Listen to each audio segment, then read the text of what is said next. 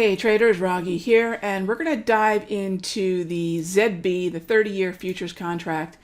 And this is a contract that we've been looking to the long side in after a pullback. So we're going to talk about ranges in this video, and the ranges not necessarily on the 1 minute, but the daily. Now, the idea of the bond market is, for me, very much a long bond, short yield play. It's the trend that we've seen dominating since the last 3 months of 2018. We've seen 2019 and into 2020 this move continue higher. Why? Well, they say not to fight the Fed, but how about trading with the Fed?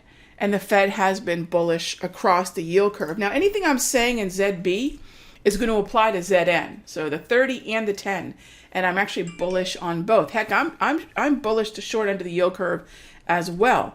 But for me, my personal track record, and I find where I tend to do the best is the long bond. So I'm sticking with that most of the time. So when I look at what's going on with the long bond, and we've sunk down to the bottom of the range once again, few things to note. There's a lot more blue grab candles right now than we've had for some time. It doesn't take away the bullishness for me, but it adds a layer of neutral market sentiment. So this blue grab candle, this series of blues, right now these blues, and that just means that the market is closing within the 34 period exponential moving average and the high and the low. In other words, we're closing within the high and the low of the 34 EMA. So that's what's going to give it the blue. If I get enough blue grab candles, I'll look for a momentum breakout, and it would still be by and large to the long side. So for now, this is really just a very lethargic market that has corrected its trend. It's moved sideways enough that I'm open to a potential momentum break of this consolidation. I know the market's also very neutral by the way that I measure it with the 8, 13, 21, and 34 exponential moving averages. But we are, once again, long. And so it's really that 178, 178.10 area that I want to be a buyer from. That's the bottom of the range, gang. This is the bottom of the range. For now, this area here is the top of the range. And by the way, the top of the range right now is a volume-derived top of the range. We have the 2020 value area high up here, and we have the value area high for May.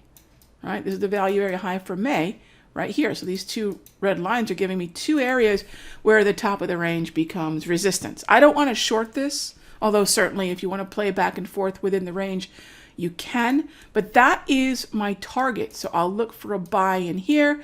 I'll look to pay myself and move to a break-even stop in there, but I will not short. What am I looking for in terms of movement to the upside? We really need at this point to see that this market's willing to get above and stay above the +2 V-score and really make a run at the +3. When does this market really confirm, I think, a significant breakout? Getting through the +3.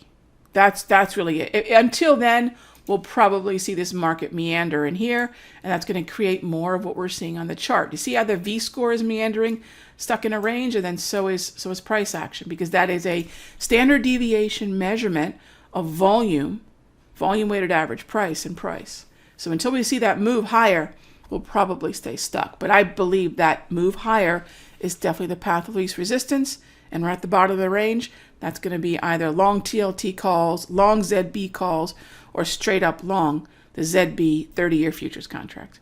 I'll see you in the next update.